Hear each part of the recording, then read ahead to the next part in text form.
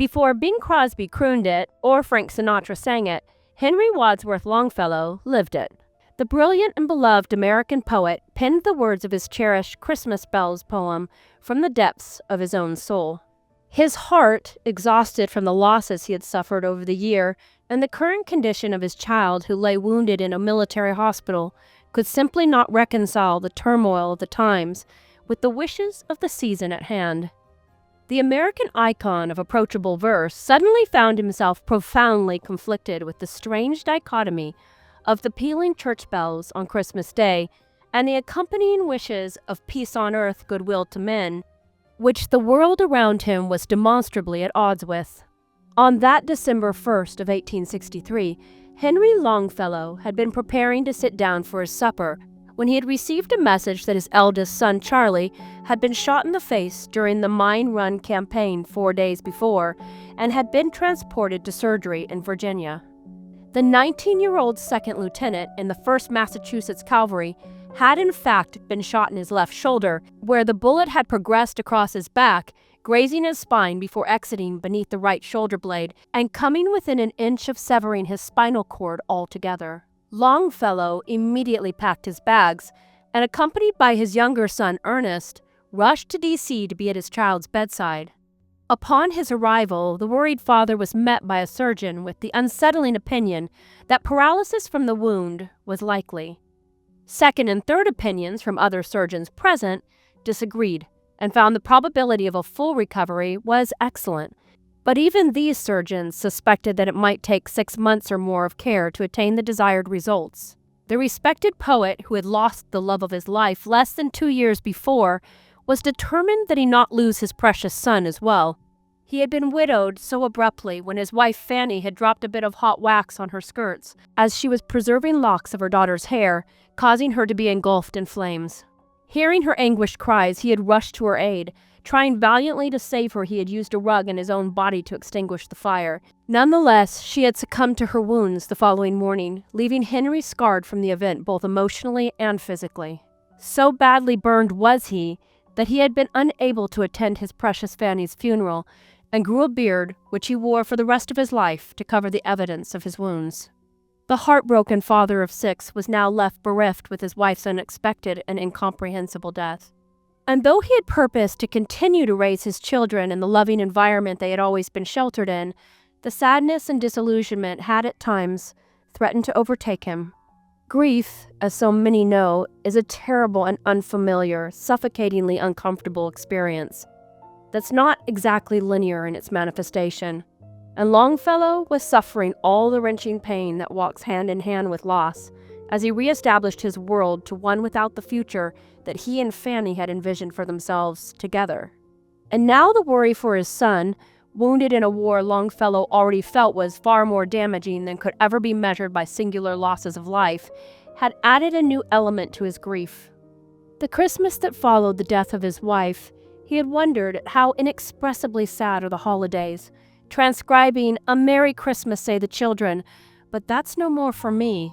And now, as he sat listening to the bells ringing through the clear, icy air, their sound was discordant to his ears, with their clear musical tones no longer quite able to fit the world properly, as they once had. In this society of hate and anger, where brother was currently at war against brother, where his country was being torn apart a little more each day, and where now his eldest child lay in a hospital bed, the bells made no sense in their exclamation of goodwill to all. And yet, here he continued to sit, alone, with the burden of parental care heavy upon his own shoulders, his ears straining at the bold voices of the bells, trying to feel their sincerity, trying to wrap himself in their hallowed message as he once had. But the violence of a country divided, the bitter injustices, and the unexpected personal loss seemed all too much to reconcile with the joyful tidings of the incessantly merry bells, and they haunted his thoughts. On December 25th of 1864, the troubled poet set pen to paper, using his gift to work out what he couldn't bring to terms in his own mind, with the bells in Cambridge, Massachusetts, prodding him in his home on Brattle Street. He expressed his thoughts in a piece of prose that would reach deep into the hearts of a populace painfully wounded by the Civil War. Its first publishing in February of the following year in the youth magazine Our Young Folks made the Christmas bells an instant success.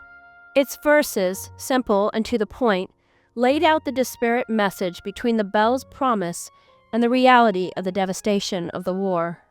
And then, just as the anguish seems sure to have the last word, a final verse delivers a powerful rebuke to the spirit of despair. God is not dead or asleep, and the wrongs will be atoned for while right will prevail. Less than a decade later, in 1872, an Englishman by the name of John Baptiste Calkin composed a melody to set the now world-famous prose to. And once again, the little poem strode confidently forth to shine a light into the darkness. The Christmas Bells Carol became a standard at Christmas across the world, as its strains could be heard in churches and on street corners and in homes everywhere that Christmas was celebrated.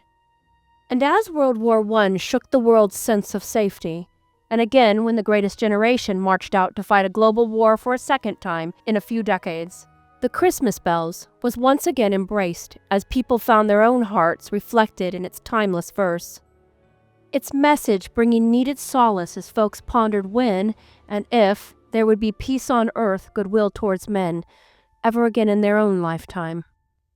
And then, ultimately, being reminded time and again that hope springs eternal, for the most excellent of reasons.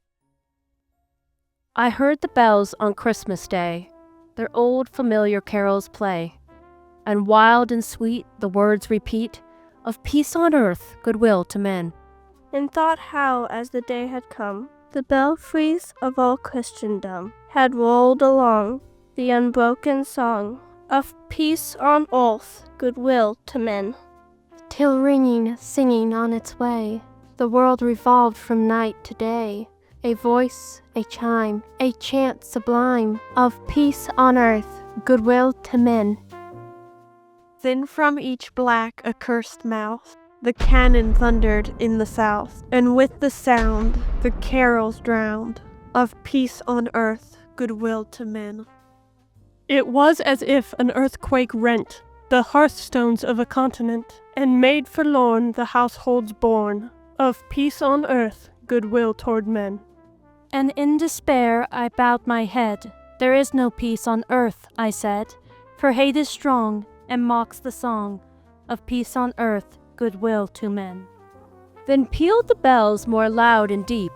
God is not dead, nor doth he sleep. The wrong shall fail, the right prevail, with peace on earth, goodwill to men. We hope you enjoyed today's Advent opening, and we look forward to having you join us for our next Advent door opening tomorrow. See you then!